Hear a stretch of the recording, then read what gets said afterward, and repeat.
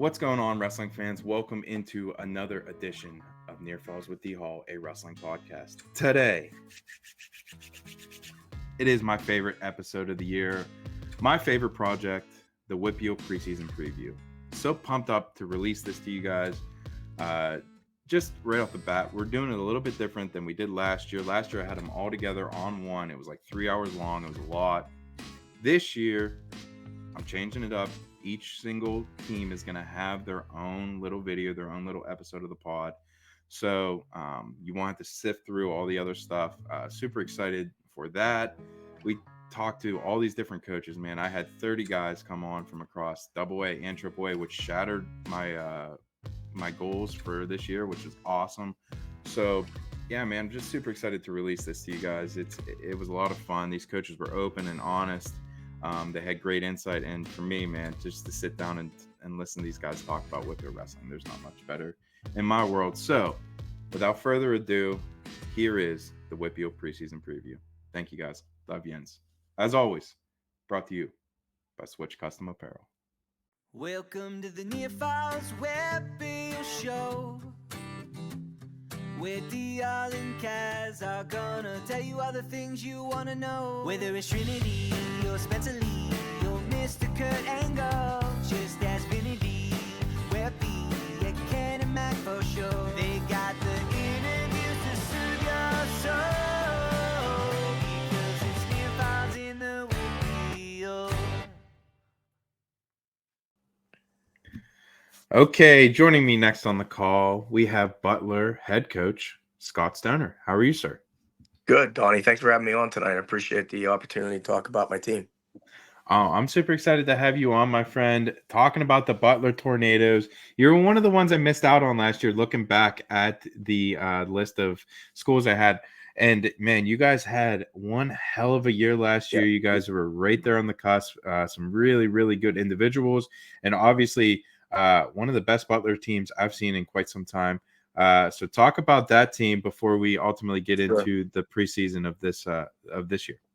Yeah, it's hard not to want to talk about it a little bit because one of the things in wrestling, obviously, is having a balanced lineup the whole way up with some kids that are obviously your superstars you kind of rely on, and then you got some kids that are, pretty good kids that are going to come down the year and they're going to get better and better, and then some other just scrappy kids that might fill in a weight class, and that's certainly a lineup that we had last year. And we wrestled a bunch of pretty quality teams through the Clearfield Duels, Virginia Duels, and really wrestled some quality competition, I feel, especially. And, we lost, I think, to Hempfield there in the quarterfinals to get into the WPIAL or the WPIAL semis by a point. And we had beaten them earlier in the year. And it's just one of those things that last year there was so much parity. Oh my goodness, it was. I don't know when it's ever been like that, As a fan, man, as an That's analyst great. or whatever, it was fantastic because Yeah. you could flip a coin between you guys, West Allegheny, Hempfield, Trinity, Connellsville, Latrobe. I mean, there was Waynesburg. I mean, any of you guys could have been going to states. Any of you guys could have won. Yeah. It was so much fun last year. Yeah, that was obviously a career type thing for me to get that kind of a lineup together. And, Yeah, man. one of the things it comes down to sometimes is that coin toss where you can manipulate your lineup a little bit. And, in that Hempfield match, especially, they got that flip and that helped them. And a couple of their kids really outperformed and did a good job, and they earned that. So it was a tough loss, but great season. Okay, moving on, flipping the page. Sure. Alumni. Who's wrestling in college? Well, I got four guys right now. Caleb Hartung wrestled for me years ago. He's at actually a really unique school, the Apprentice School in Norfolk. He does welding and things like that, and they do wrestling. Very And cool. yeah, it's really cool. It's a really cool program. If any kid's interested in that, they actually pay you while you go to school. It's a Oh man, really I would have been all over that. I'm a yeah. tradesman. That's awesome. Yeah, it is. And especially today in the trades, if there's any guys out there listening and thinking college isn't their route, it's right out in Norfolk. They're in the shipyards. It's a really cool thing. So we actually saw him at the Virginia Duels when we were down there wrestling last year. His team competes because they're right there in Norfolk. It's not bad. That's Yeah, it was cool. really, really cool opportunity. And then we have actually our heavyweight from 2 years ago, Jacob Palmacata, who was a blood round. He dropped the loss in blood round at States. He's actually wrestling at a school called Johns Hopkins. So he's going to be a Not bad. neurosurgeon. Yeah, yeah, he's actually playing football, and I talked to the coach about him being on campus. Coach called me right away and said, "Can I get his number? We need a good heavyweight." And he started last year, placed in I think 3 tournaments for them, and is really an exceptional type of kid, a career type kid where you have someone so gifted as far as academically and everything else he does. So that's a really important thing for me, getting my kids to wrestle in college. And then from last year's team, um, we had Landon Christie who wrestled 215 for Mm. me. I think he won close to 30 matches. Yeah, he's right around 30 match winner last year. He's at Mercyhurst and walked on there. And then Ethan Babay, our heavyweight from last year, another guy that came out the Paul McCata kid a couple years ago, who was one of my biggest success stories as far as a kid, coming in younger years, really not being all that much of an Mm. example. And he just was a tremendous kid. And he made the change from football. He loved wrestling, wrestled 3 years. And again, he got to the blood round last year at WPILs in just 3 years as a heavyweight. So he's wrestling at Fairmont State down there. Let's So go with really Coach G. excited. That's awesome. Yeah, yeah, yep, excellent. So those things as a coach are always a feather in your cap to see your kids go on and know that you're preparing them for the next level, and that's just as important to me as how many wins and losses we get. My kids love that; they have it in here, and they want to continue that. Awesome, man. Okay. Yep. Moving on into the preseason. How's it gone for you guys? What's that typically look like for you as you get ready to start the season?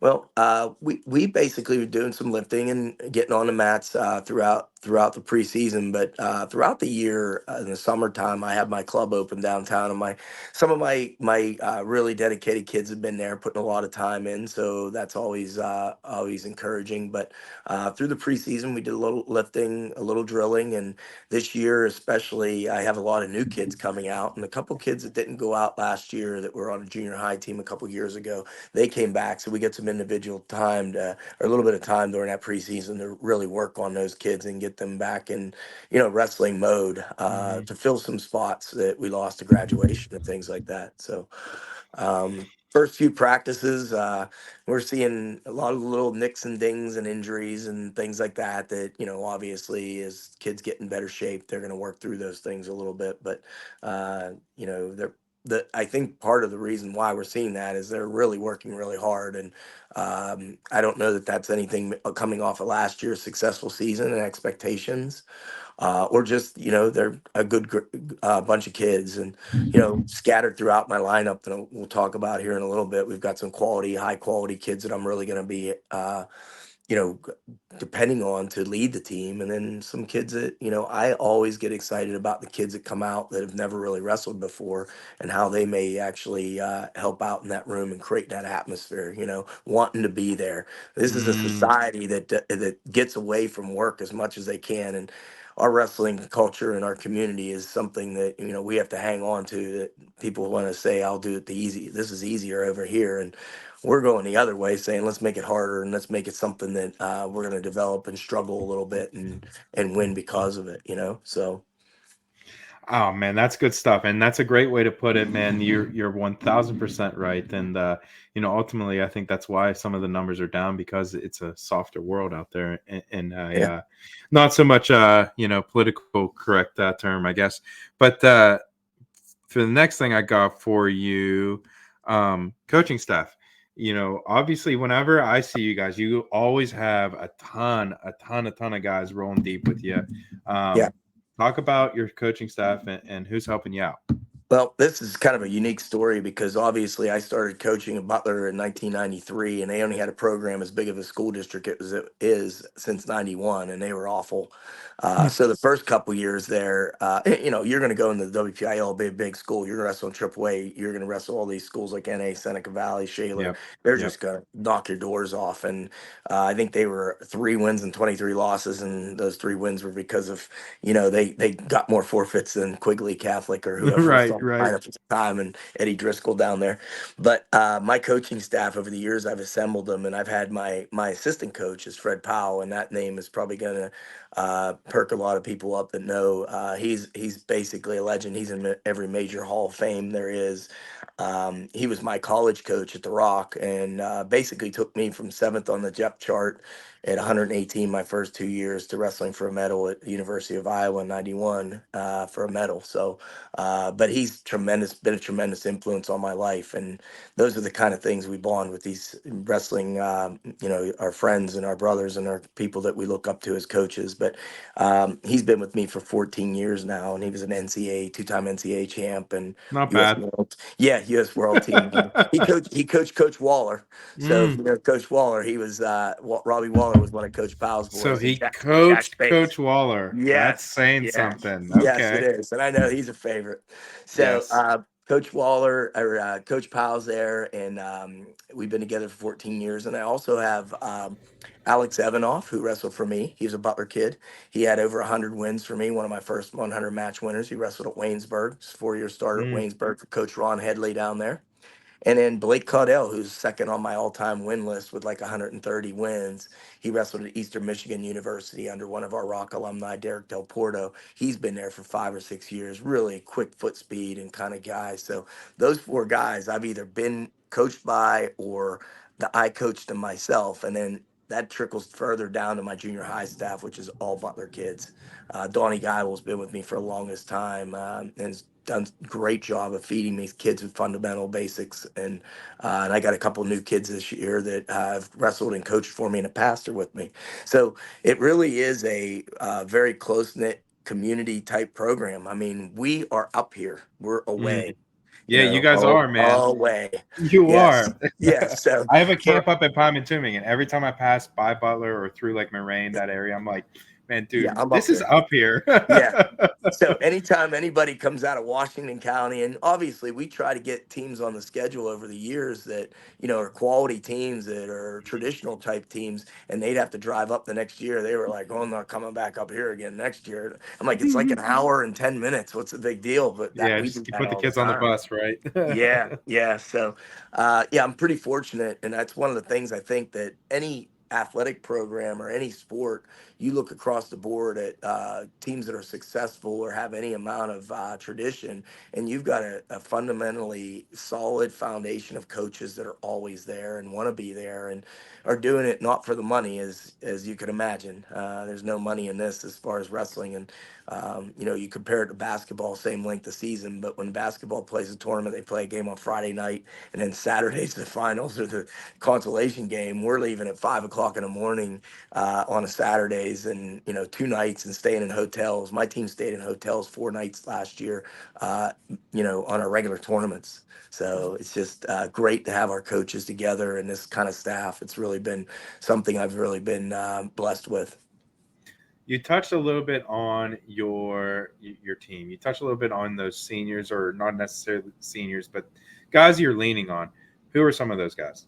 Well, obviously, last year my big stud was Santino Sloboda, where he should WPIAL finals and went on to states and had some great matches. His match in the semis was a fairly close match against the kid that eventually dominated in the finals. And bottom line, he's going to be one of those kids. I'm going to expect 5 or 6 out of him a lot, but we're also going to move him around in the lineup a little bit because we're trying to cover weight classes where we just don't have the depth. And that, be honest with you, is something where I want to move him up at times to challenge him. I want him to be challenged every time out we can.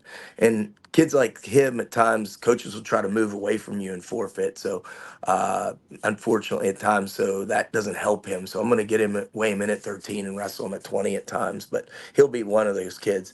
Moving up the lineup, then Case Chops, another kid. He's done a lot of wrestling over the summer, some freestyle and Greco, and really does some upper body and inside sag stuff that's really powerful and exciting to watch for the Mhm. sport itself. So I think he won like 33 matches for me last year, and he's going to be one of those kids. He's been working tremendously hard in the That's room. awesome. Yeah, so those two are going to be kind of a nucleus. Other kids like Gavin Rush won the Southmoreland tournament last year, placed in all the other tournaments. Not the kind of kid that eventually you see that there's, like Santino or Case. We call him backpack as he clings on to people and they just can't get away from him. He had a great season for us last year and won some key matches for us. He'll be one of those kids. Um, the other guy, probably Kelly Shockowitz, is a returning senior, Leo Pino. And unfortunately, my own son is out for the season with a dislocated elbow. Mm. Yes. Oh man, sorry to hear that, Coach. Yeah, it's really rough because we just found out yesterday that it's going to be that bad that he's. I mean, it looks like it's going to heal, but just the laxity in that joint is something. So, What year is uh, he? he's a sophomore, but he put a Okay. lot of time in with summer stuff and working out it and traveling to Quest, and he was really making progress, not just on the mat, but mentally. You could see the growth and development and the desire really coming out and banging with some of those studs they have down there was developing confidence. So that's kind of a tough. There's a little tension in the house right now, and I you know hear what I you, mean. brother. It's always tough to lose any kid, and then Yeah. obviously when you're sharing the same roof with him is tough. So Yeah, no doubt about it. yeah. So moving on, how about you talked a little bit about Coach Geibel and how he does such a great job feeding you kids from the junior high program. Do you have any nice freshmen moving up into your squad? Well, yeah, we actually have taking over at 107 where Santino was is going to be Nick Savannah, who's a real hustling kid. I mean, he placed in some tournaments last year, so I think he's going to be a kid that when you go from junior high to come up, the expectation, the practice room is so much more drill oriented and staying in position all the time, and you're really hitting the fundamentals in all three dimensions of wrestling, not just see what he can do and do some takedowns or whatever. He's gonna do well for us, I think, at 107, and he's one of those kids that spent a lot of time in the off season. And then I got a kid that's coming up at 113 who's really showed some promise. Um, Sullivan Stutz, he's again a kid that's. I get a lot of these kids, Donnie, and I pull them out of gym classes or off my I love son's it. Pee Wee baseball. That's where I'm recruiting at.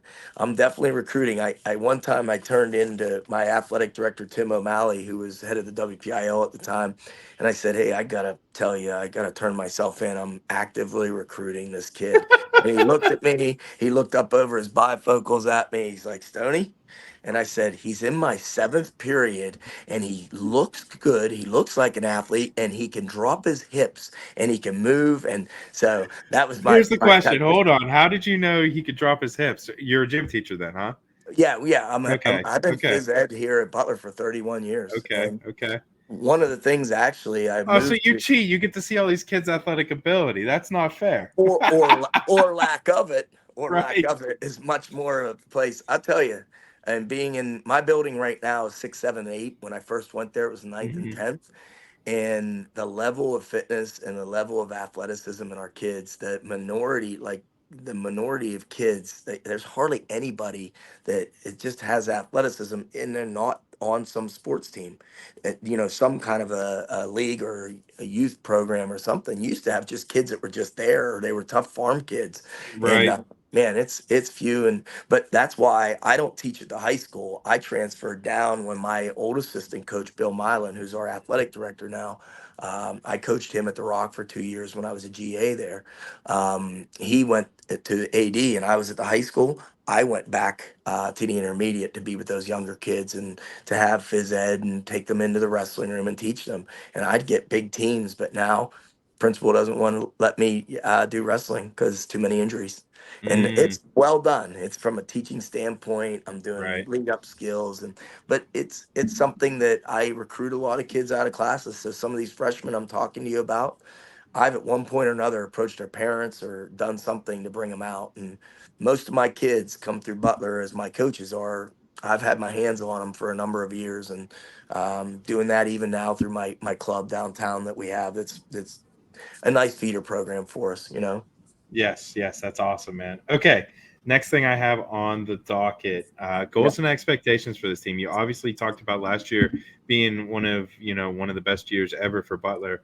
How do you follow that up? What are you thinking for this year?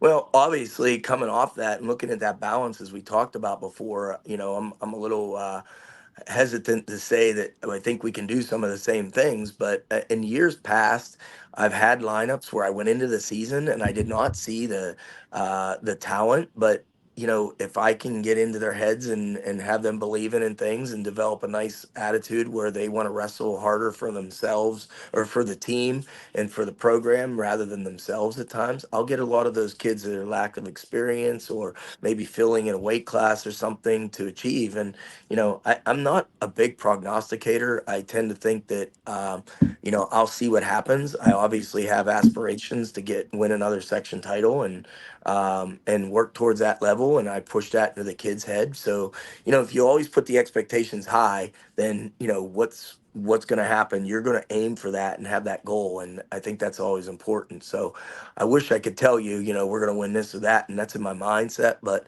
I can just tell you that we're going to work hard at it every day. And to be honest with you, right now, going into the room, I know I've talked about some dings and nicks and things, but there's been a good attitude in the room. Kids are listening, working hard, and I'm very excited about doing really well here I this like year that. again. Yeah.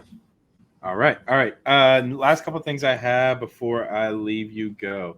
Okay, new question I have this year: room games. You guys, dodgeball, kickball. What do you guys get into?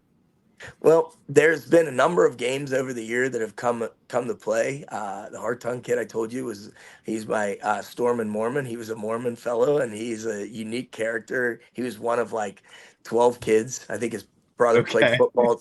He started this thing with a jump rope where you get down on the ground real low because I told him to get his hips low, and he would circle around. The whole team jumps over it, and as they jump over it, and he spins it faster and faster and goes higher, they're eliminated. So it doesn't do it justice without you seeing him, and he's dead Right. serious about it. And we do that, and that's kind of a fun type thing. We do some dodgeball stuff like that, But other than that, nothing structured. The other day we did some swimming. We went to the pool. We have a pool right there at our facility, so that's something that we go in and do, and they end up camel fighting a little bit, that kind of stuff. But Nice. that the jump rope thing is the wild woozy, he calls it. So he was that going, and he'd take over the center of the mat and get spinning. And again, it's something that you lose something without the actual visual effect of this kid. No, I got you. Will you get in on the so-called wild woozy? No. Oh, come on, coach. Four knee surgeries on my right and one on my left, and I'm Yeah. hoping to hang in there another couple of years. I'm very active in my coaching style, and I'm on the mat and moving with kids still. And I look up to guys that have put the time in, like my coach, and I say to myself, how am I going to keep going? My hips are bad and all this stuff. But I look at him, and he's in the room every day, and he's had knees replaced and shoulders replaced, and he's on the mat with the kids. He's not on a clipboard taking roll. He's taking notes and Mhm. working one on one, and the last person out. So, it's kind of a legacy thing for me, and that's partially what we named our club by. It's just a lifetime commitment to it. But uh, I'm going to also know when my limitations are not to jump rope, and do those I love things. that. Yeah, Yeah. yeah. Okay, coach. This is the first time I've had you on, so I ask everyone this the first time they come on the show. Favorite near fall or pin you've ever been a part of? Oh, jeez. Um, at one point, years ago, I was wrestling at Millersville, and I was down a few points, and I went up over the front arm, and I went under a guy, and I did like an underbody spin and put him to his back, and Nice. pinned him with like no time left. And that was kind of a like one of those things. Your back's against the wall. You've got maybe one shot, and everything clicks together and Ooh, went. love it. Obviously, fresh in my mind, it wasn't a pin, but last year when we won at North Allegheny, last match of the night was Gavin Rush, the backpack kid that we talked about before. And to lay it on a kid that didn't have the best fundamental wrestling skills and sending him out there against a kid that had beaten him before. And then he turned him 5 and 6 times in a row, and the points just kept coming. And, that's probably one of my fondest memories as of late. So, but as far as pins of my own pins years ago, that was one of the cool things and I'll throw it out at my kids every once in a while. As much as I said I don't play games, I'll still drill and work with them at times, and do some things that are kind of non-conventional and I get away with, and they look at me like I'm an old man. I shouldn't be doing that stuff.